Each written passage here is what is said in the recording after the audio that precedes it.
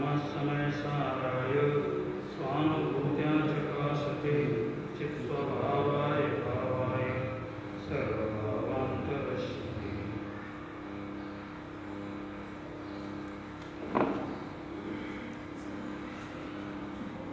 आज का अपना ये पर्यूषण दशलक्षण महापर्व का तीसरा दिन है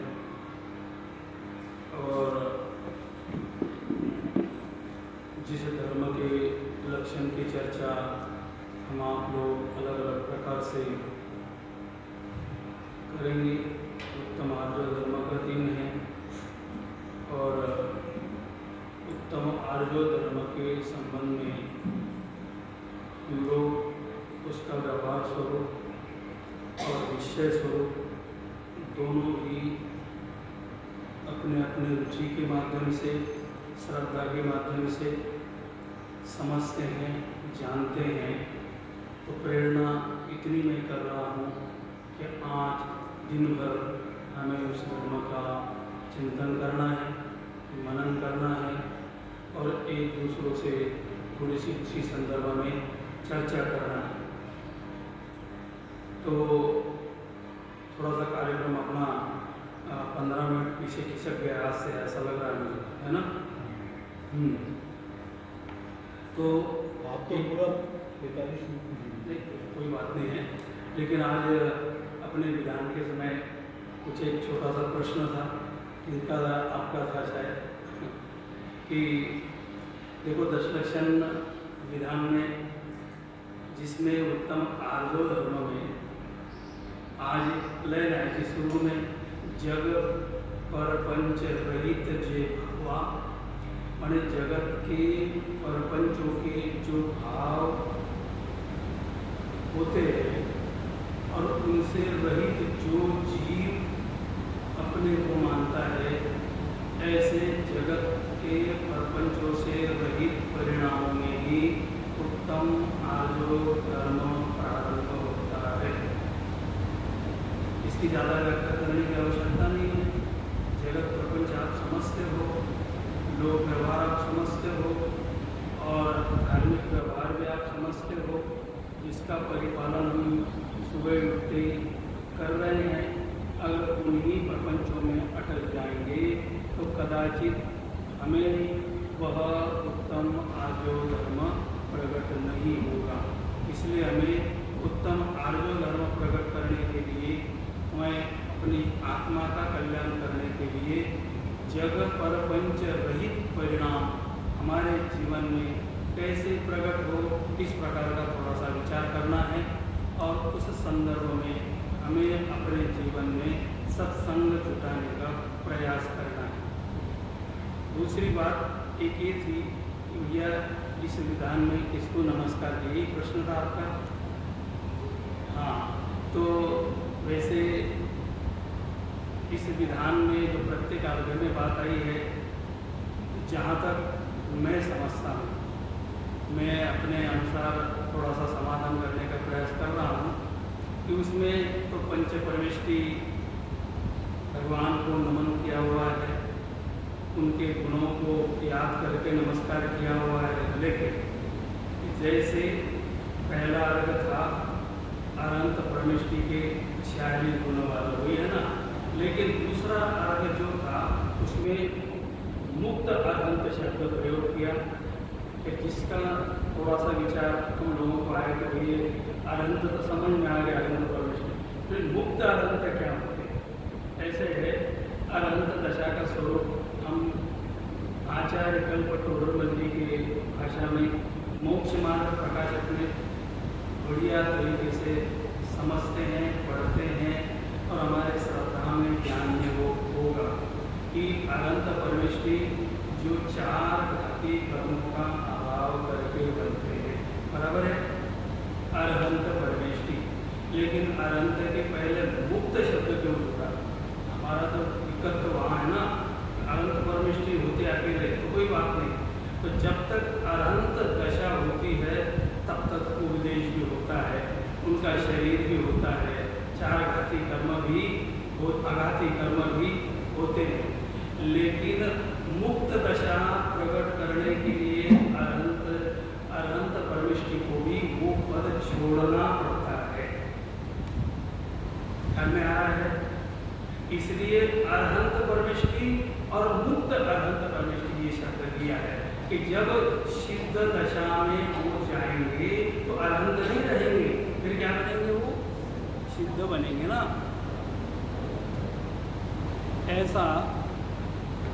ऐसा मुझे लगा और थोड़ा सा विचार करके मैंने आपका समाधान करने का प्रयास किया।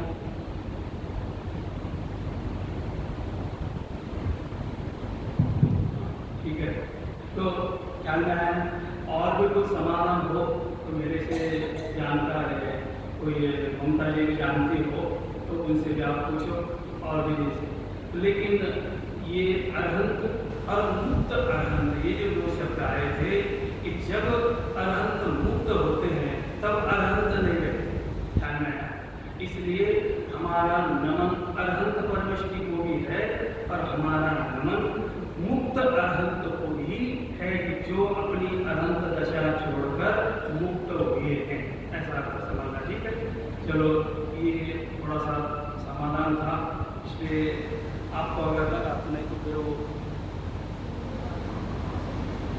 जो दोपहर में भी जो कक्षा चलती है, दोपहर में भी जो कक्षा चलती है उन बहन जी को भी अगर अपन पूछेंगे तो ये चल सकता है। लेकिन मुझे जो लगा वो मैंने आपको बताने का प्रयास किया।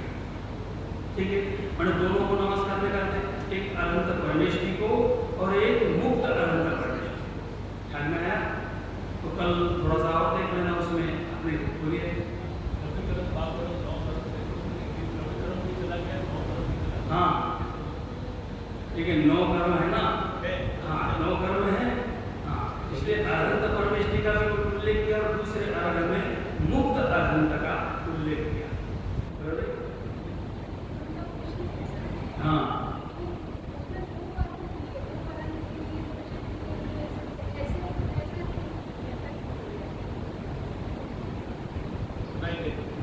नहीं आगे ख्याल में हो कि जैसे अरहंत के भी 2 दिए, मुक्त अरहंत 2 दिए, फिर सिद्ध परमेष्टि के दिए, फिर मुक्त सिद्ध, ऐसा शब्द है ना। अब सिद्ध के साथ मुक्त नहीं होगा। हाँ हाँ, परोक्ष पद है ना, तो ठीक है ना। परोक्ष पद है तो परोक्ष रूप से ये समझ लो। अब जो सिद्ध जीव और मुक्त शब्द तो नहीं है वहाँ सिद्ध परमेष्टि के लिए।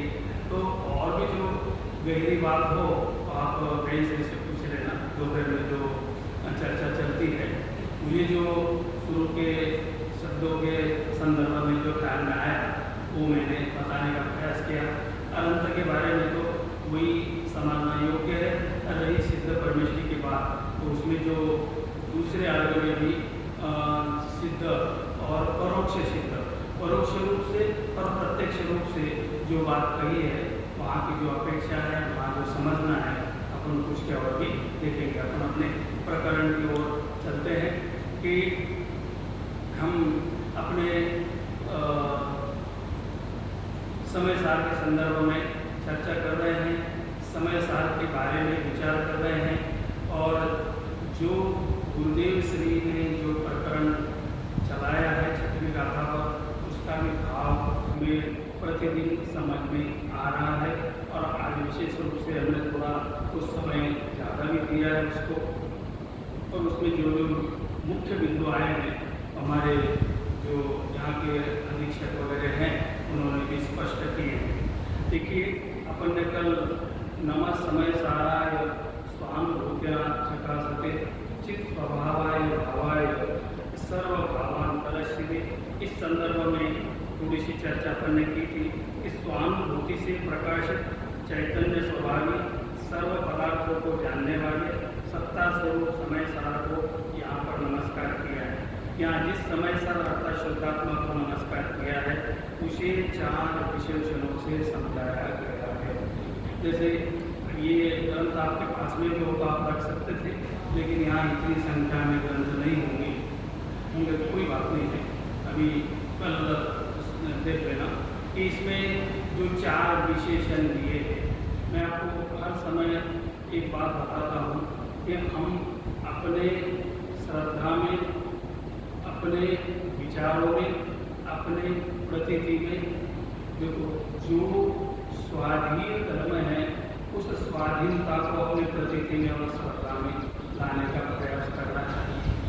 सबसे ज़्यादा पराधीन क्या लगता है अपने को अपने जीवन में? क्या पराधीन है बताओ? ये आत्मधर्म पराधीन है कि व्यवहार धर्म पराधीन है? बताओ। व्यवहार धर्म पराधीन, उसमें संक्लेश परिणाम है, उसमें परिणामों की चित्र विचित्रता है, उसमें हमारे परिणाम स्थिर नहीं हो पाते हैं।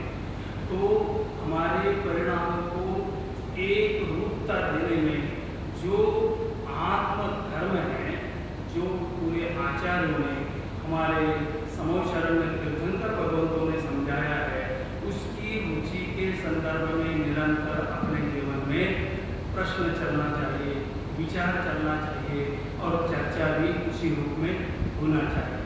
क्योंकि क्या होता है, लोग इस आत्म तत्व के संबंध में जानते तो है, लेकिन किस रूप में जानते हैं, कैसा जानते हैं? होगा आत्मा की बात सुनना होगा, कोई आत्मा किसी तीसरे आत्मा की बात अपन लोग सुन रहे हो, ऐसा होगा। हाँ, जैसा कोई कथा चल रही हो बहुत बड़ी, और कथा में तो अपन रुचिपूर्वक बैठते हैं, रुचिपूर्वक सुनते हैं। चलो यहाँ पर भी चलो आगे तुरंत आगे, बहुत बढ़िया बात है, ठीक है।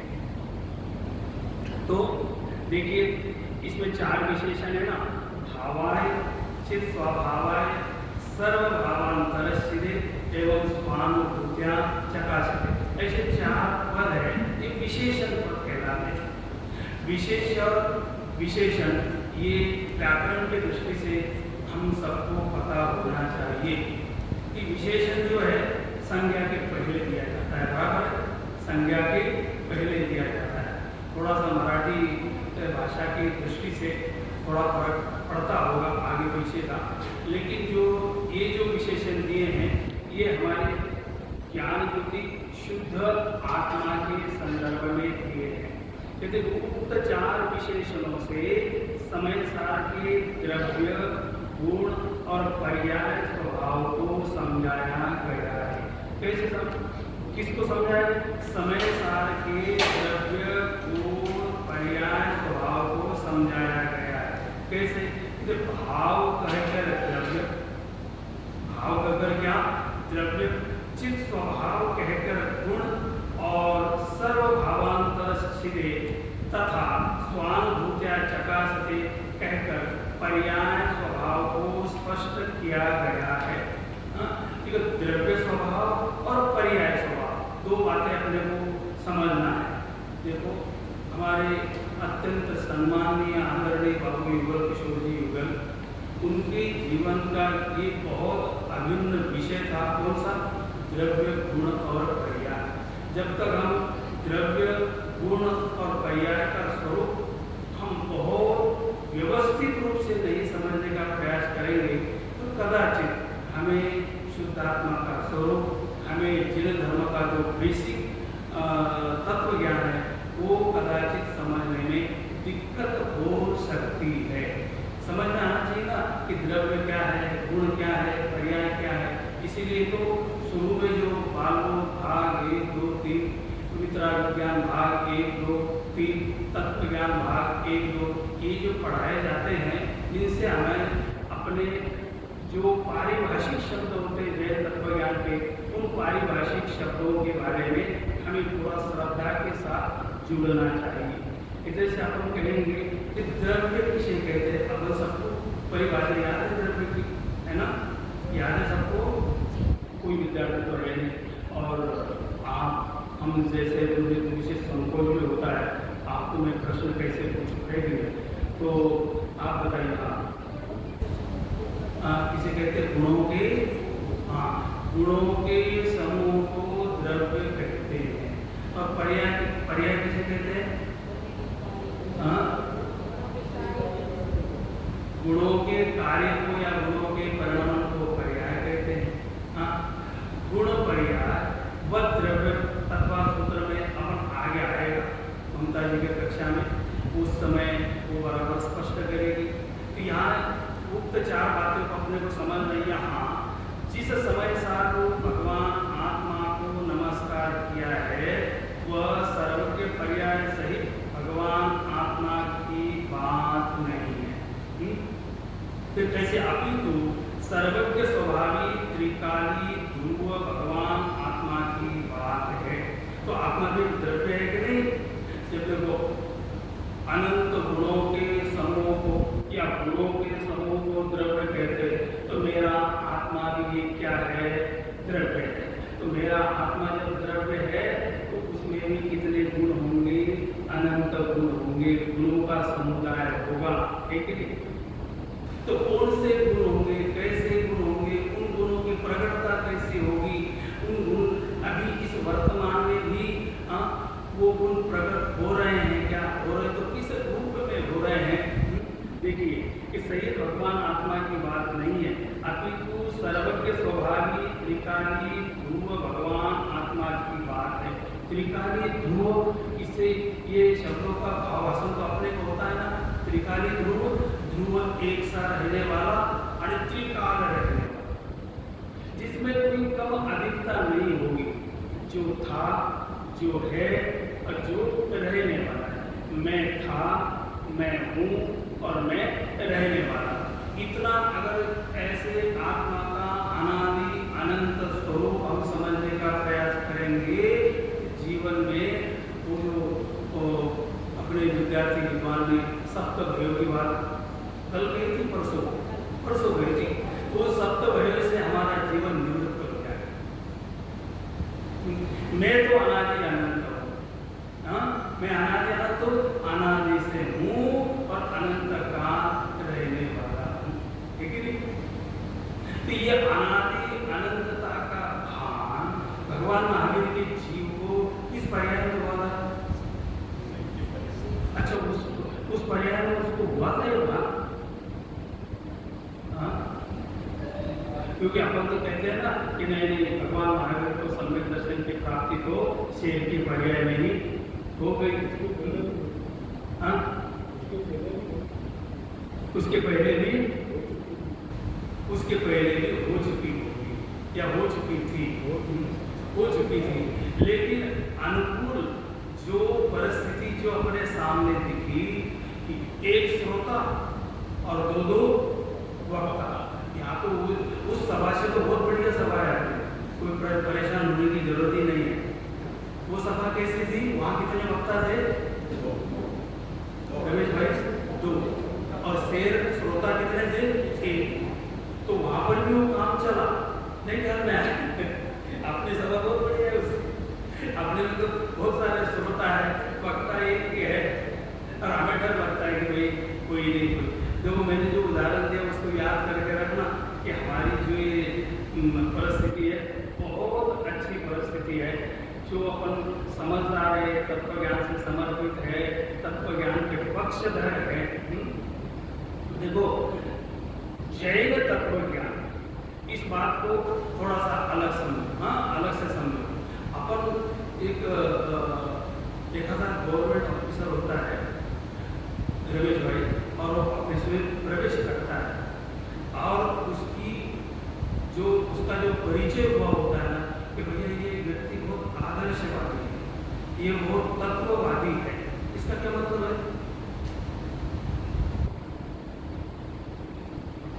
भैया वो व्यक्ति बहुत तत्ववादी है, बहुत आदर्शवादी है, जरा उसके सामने क्या करो, संभाल के जाना।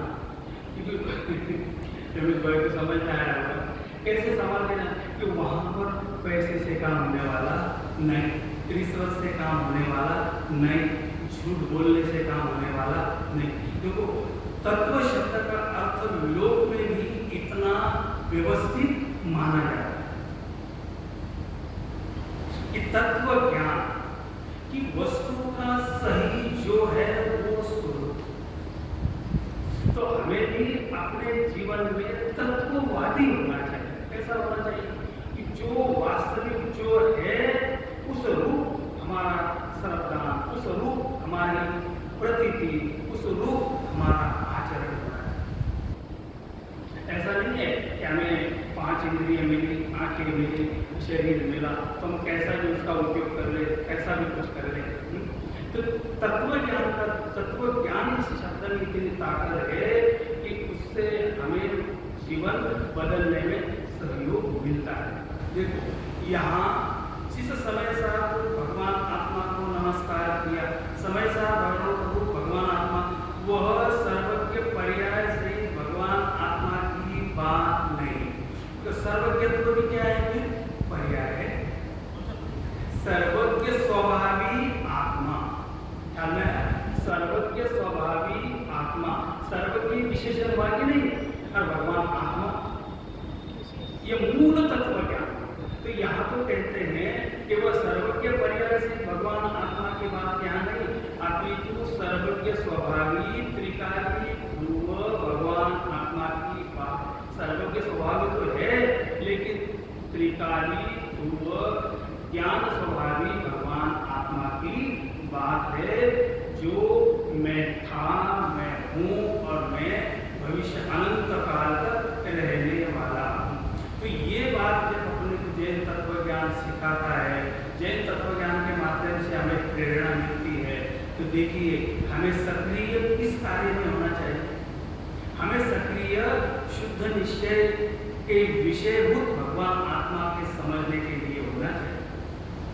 लेकिन हमारी सक्रियता कहाँ चलती है ज्यादा? कहाँ चलती है अपनी सक्रियता? व्यवहार के कार्यों में सक्रियता चलती है। फिर उसमें सक्रियता होना जरूरी है कि नहीं है? उसमें, लेकिन हम अवलंबन लेते हैं, लेकिन अवलंबन भी अंत तक लेने के लिए नहीं दिया जाता। आज वो इष्टोपदेश में विषय आने वाला है, वरम व्रते पदम दैवम नाव्रते गतनारकम, वो आएगा तो उस समय पर स्पष्टीकरण करेंगे। यहाँ लिखते हैं कि अभी तो सर्वज्ञ स्वभावी त्रिकाली ध्रुव भगवान आत्मा की बात है। इस प्रकार यहाँ यह कहा गया है कि मैं उस समय सारूप सिद्धात्मा को नमस्कार करता हूँ जो सत्ता स्वरूप है अपने जीवन में। देखो कोई भी जिनागम अपने सामने रखकर हम पढ़े, स्वाध्याय करें, मनन करें, लेकिन क्या मानकर करें, क्या स्थापना करें अपने आप में कि मैं एक जीव हूँ। ऐसा नहीं मैं सेठ हूँ, मैं तिर्यंच हूँ, मैं मनुष्य हूँ, मैं स्त्री हूँ, मैं नौकर हूँ। मैं इस प्रकार की स्थापना करके आप स्वाध्याय का लाभ नहीं उठा सके। इसलिए आचार्य कुंद भी कहते हैं कि भैया मैं तो एक अनंत अनादि अनंत स्वभावी भगवान आत्मा हूँ। ये पहले अपने अंदर क्या करो? स्थापना करो। और ये स्थापना करने से हमें अब जीवन में कोई भय नहीं रहेगा। वो भय तो सिंह के निकल गए थे। भगवान ने समझा रहे मुनिवर उनको क्या कि भैया अरे ये जो पर्याय है और उस पर्याय में तो क्या करना है, ये तेरा काम नहीं है। तुम तो जैन धर्म में 24वें तीर्थंकर बनने वाले हो और ये कहाँ हिंसा में अपना जीवन बर्बाद कर रहे हो। तो ऐसा कहते वो चित्र में तो बड़ा आश्चर्यकारक दिखाया गया है कि सिंह की आंखों में से आंसू ढलते हुए भी दिखाए गए हैं। अच्छा, तो मैं ये कह रहा था कि रात को एक शुरुआती दिन रात को मैंने प्रश्न पूछा था आपको कि वो दृश्य हमने देखा है क्यों? आप मेरा प्रश्न है, आपको देखा है? नहीं देखा है ना प्रत्यक्ष, फिर कैसे मान लिया? कैसे मान लिया? हाँ, ऐसे मान लिया कि हमारी किस पर श्रद्धा है? सर्वज्ञ भगवान को। ये वाणी किसकी है? सर्वज्ञ भगवान की। देखो प्रथमानि योग, करणानि योग, चरणानि योग, द्रव्यानि योग, ये किसके द्वारा कथित है? किसके द्वारा कथित है? सर्वज्ञ भगवान के द्वारा कथित है कि नहीं? हाँ, ये मूल ग्रंथकर्ता कौन है? सर्वज्ञ देव है कि नहीं?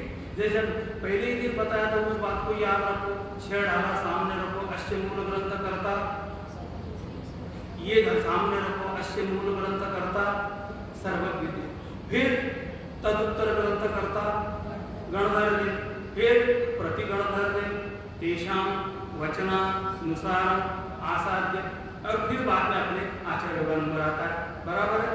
तो जब जब हम कोई भी ग्रंथ निर्माणी सामने रखे तो हम ये बात ध्यान रखें कि हम ये किसकी बात सुन रहे हैं, सर्वज्ञ भगवान की बात सुन रहे हैं। जो समल शरण में सर्वज्ञ भगवान ने, हमारे तीर्थंकरों ने, अरहंतों ने जो बात वस्तु का स्वरूप समझाया है, हम तो उस वस्तु के स्वरूप के पक्षधर है। तो नहीं, फिर सर्वज्ञ भगवान पर भी अपने अगर शंका होगी, सर्वज्ञ भगवान आपने इस वस्तु को जो जाना, आपने अग्नि को जाना, आपने आत्मा को जाना, तो आपको उसमें ज्ञान दिखा, अग्नि को जाना तो उसमें उष्णता दिखी, हाँ, तो हमें तो ये बात पट नहीं रही है। तो सर्वज्ञ भगवान ने क्या कहा बाद में, मालूम है क्या कहा, तुम्हें मेरे पर भी अगर भरोसा नहीं हो कोई बात नहीं है, क्योंकि संसारी जीव की क्षमता का कोई भरोसा नहीं है, वो कब किसे शंका करे और क्या करे, तो नहीं है। तो सर्वज्ञ भगवान ने कहा कि हमारे ज्ञान में अग्नि का स्वरूप उष्ण आया है, और इस बात पर मुझे भरोसा नहीं लग रहा कि इसका सीधा सीधा समाधान क्या है, बताओ क्या है समाधान। आप अग्नि स्पर्श करके देखो, स्पर्श करके देखो तो समझ में आया। हमने जो ये बात लिखी तो किससे लिखी, हमने तो अनुभव से लिखी, और तुम्हें अगर विश्वास नहीं होता है तो तुम भी अनुभव की ये अपना साधन अपना, और फिर तुम्हें विश्वास हो जाए। जैसे आत्मा में ज्ञान ज्ञान ज्ञान ज्ञान ज्ञान ही भरा हुआ है, लेकिन हमें क्या लगता है, क्रोध, मान, माया, लोभ, निरंतर वही परिणाम आते हैं, तो ऐसा लगता है कि ये मेरा स्वरूप तो नहीं है। अभी भी अपने मन में कुछ ना कुछ विचार आ रहे होंगे, जब हम बाहर जाएंगे तब भी विचार आते हैं। इन विचारों में अपना समय भरा होता है, और वो विचार जो आते हैं, देखो क्रोध में आता है तो क्रोध ज्ञान में आता है, क्रोध में है। आचार्य गुरुदेव को समझाएंगे, गुरुदेव ने कई बार इस बात पर जोर दिया, क्रोध में है, ज्ञान में नहीं है, ज्ञान में है, क्रोध में नहीं है। फिर कभी कभी जीव क्रोधी होता है, मानी होता है, अलग अलग प्रकार के परिणाम प्रकट होते हैं, वो तो तैरते हैं, वो ज्ञान रूप नहीं होते। कभी ये व्यवस्था कब से चल रही है, कभी ये अनादि काल से चल रही है, और अनंत काल तक यही व्यवस्था चलेगी। अगर हमें मानना हो तो सुखी होने के लिए मानना पड़ेगा, और नहीं मानना हो तो संसार में दुखी रहोगे। सीधी बात है ना कि हमारा शुद्धात्मा कैसा है, कि वो जो हम लोग चित्र देखते हैं, ये टेलीविजन का जो एक स्क्रीन होता है या ये स्क्रीन होता है, उसमें अलग अलग प्रकार के चित्र झलकते हैं, लेकिन इस स्क्रीन पर कुछ फर्क पड़ता है, इस पर कुछ फर्क पड़ता है क्या। जैसे कोई अग्नि जला रहा है, कोई गोली मार रहा है, कोई कुछ कर रहा है, कोई कुछ कर रहा है, ये सब दृश्य आप यहाँ देखते हो, लेकिन दृश्य देखने पर भी उस पर्दे पर कुछ असर होता है। रमेश जी ख्याल में है, पर्दे पर कुछ असर होता है। जैसे लाल कलर यहाँ पर पर्दे पर चमका तो पर्दा लाल हुआ, हाँ नहीं हुआ, उस समय हुआ कि नहीं, उस समय हुआ कि नहीं, उस समय लाल दिखता है, हुआ नहीं।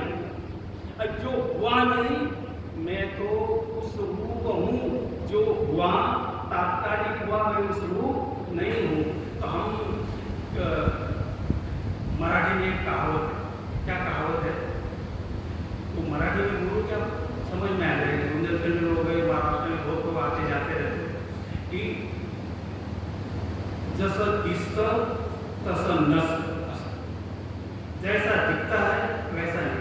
ये पर्दे के ऊपर हमें चित्र दिख रहे हैं, लेकिन पर्दे के ऊपर चित्र दिख रहे हैं तो पर्दा चित्र रूप हुआ है कि नहीं, बिल्कुल नहीं हुआ है। ये तो वस्तु का स्वरूप ऐसा ही है अनादिकाल से, लेकिन ये चित्र क्यों दिख रहा है, तो तुम्हें चित्रों की तरफ से अपनी दृष्टि हटानी पड़ेगी। देखो इससे अपन विश्लेषण करते रहेंगे कि देखो यहाँ यह कहा गया है कि उस समय सार शुद्धात्मा को नमस्कार करता हूँ जो सत्ता स्वरूप है, चैतन्य स्वभावी है, सर्वदर्शी सर्वज्ञत्वादी शक्तियों से संपन्न है और स्वानुभूति द्वारा प्रकाशित है। कल बताया था ना कि ये आत्मा कुछ भी नहीं करता है, जो कुछ तो करता होगा, कहते दर्शन देने का काम करता है और जो निज पुरुषार्थ से लेना चाहता है उसे दर्शन देने का काम करता। ऐसा मैं एक ध्रुव चैतन्य घन ज्ञान स्वरूपी आत्मा हूँ। उस आत्मा को यहाँ नमन नमस्कार किया गया है। इस प्रकार देवादिदेव के रूप में समय सार भगवान आत्मा का स्मरण कर आचार्य अनुचंद्र अब अनेकांतमयी जिनवाणी नित्य प्रकाशित रहे, भव्य जीवों को मुक्ति का मार्ग दिखाती रहे, ऐसी मंगल कामना करते हुए दूसरा लिखते हैं। देखो कि ऐसे इस भगवान आत्मा का प्रकाशन, इसका प्रचार प्रसार निरंतर होते रहना चाहिए। देखो हमने क्रियाओं में इतने उलझ चुके हैं, मैं तो कई बार बताता हूँ कि सचमुच अगर गुरुदेव श्री तुम्हारे हमारे भाग्य से अगर इस पंचम काल में नहीं होते तो हमने तो किसको धर्म मान लिया था?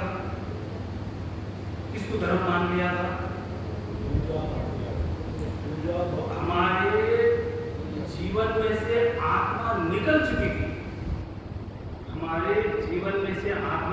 निकल चुकी थी, उन्होंने आत्मा भरने का काम किया। किसमें?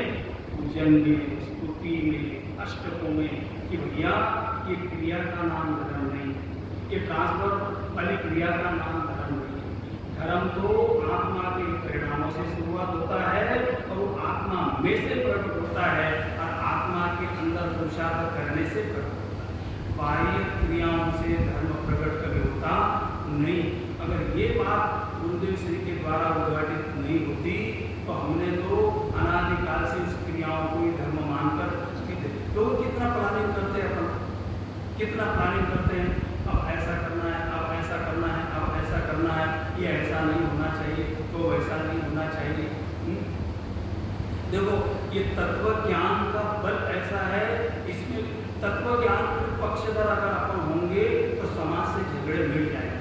हम क्या करते हैं, वहाँ कैसा चलता है, इधर कैसा चलता है, उधर क्या इन सामान्य बातों के ऊपर हमारा लक्ष्य रहता है तो हम लक्ष्य विचलित हो जाते हैं और हम मूल धर्म से विमुख होने लगते हैं। तो यहाँ तो आचार्य श्री तो ये कहते हैं, ऐसे अनेकांतमयी जिनवाणी नित्य प्रकाशित रहे, कि जिस जिनवाणी में, जिस जिनागम में कि मैं ऐसा शुद्धात्मा हूँ कि जो अनादि से हूँ, अनंत काल तक रहने वाला हूँ और उसका तो निरंतर प्रकाश होते रहना चाहिए। इसलिए अगले दूसरे नंबर के श्लोक में वो बात स्पष्ट की गई है। वो श्लोक अपन पढ़ते हैं। अनंत धर्मण सत्वं पश्यन्ति प्रत्यगात्मनः अनेकांतमयी मूर्ति नित्यमेव प्रकाशताम्। देखे पर से भिन्न अगणित गुणमय आत्मा अनेकांतमय सदा प्रकाशित ही रहे। देखो पद्यानुवाद आदरणीय दादा श्री का है, तो उन्होंने उसकी कैसा उसका मूल आत्मा इसमें रख दिया है कि ऐसे अनेकांत स्वरूपी भगवान आत्मा मैं हूँ, उसका प्रकाश निरंतर होते रहना चाहिए। कैसी है वो अनेकांतमयी मूर्ति। कौन? ये भगवान आत्मा जो है ये अनेकांत स्वरूप मूर्ति है। उससे लिखते हैं कि पर पदार्थों उनके गुण पर्याय रूप भाव एवं पर पदार्थों के निमित्त से होने वाले अपने विकारों से कथनचित भिन्न एकाकार अनंत धर्मात्मक निज आत्म तत्व को देखने वाली, जानने वाली, प्रकाशित करने वाली अनेकांतमयी मूर्ति सदा ही प्रकाशित रहे, जयवंत वर्ते। ऐसे निरंतर प्रकाशित होती है। और कैसे एक एक वाक्य देखो, कैसा है वो भगवान आत्मा कैसा है, कहते पर पदार्थों से, उनके गुण पर्याय रूप भावों से एवं पर पदार्थों के निमित्त से होने वाले अपने विकारों से कथनचित भिन्न एकाकार अनंत धर्मात्मक निज आत्म तत्व को देखने वाली है। देखिए कि कल या परसों बात हुई थी ना कि निरंतर राग आदि की परिणति में ये जीव परेशान रहता है। तो एक ग्रंथ लेकर के यहाँ गुणस्थान मैंने कहा था कि उसमें ताकत है कि नहीं राग आदि प्रकट करने की आत्मा में? नहीं। फिर आत्मा में ही राग आदि प्रकट क्यों होते हैं? क्यों प्रकट होते हैं? हाँ, जब तक यह जीव अपने मूल स्वभाव से परोन्मुख होगा तब तक ये रागादि भाव प्रकट होंगे, तब तक रागादि भाव प्रकट होंगे। तो इससे तो ये समझना है हमें कि हम अगर इन रागादि भाव से विमुख होना चाहते हैं, सच्चे सुखी होना चाहते हैं, तो हमें अपने आत्म संरूप उपयोग लगाना पड़ेगा। तो परमात्मा भावना में आप लोग पढ़ते होंगे ना, काहे को भटकत फिरे सिद्ध होने के काज राग द्वेष को त्याग दे भैया सुगम इलाज राग द्वेष के त्याग बिन परमात्म पद नाही कोटि कोटि जब तक करो सब ही अकारत जाए लाख बात की बात यह कोटि ग्रंथ को सार जो सुख चाहो भ्रातो आत्मानुभव करो। कि तत्काल अगर सुख चाहिए तो अपने आत्मानुभूति करो। और किसकी आत्मानुभूति करना है? हमें अपनी आत्मानुभूति करना है। और अपनी आत्मानुभूति कब होगी?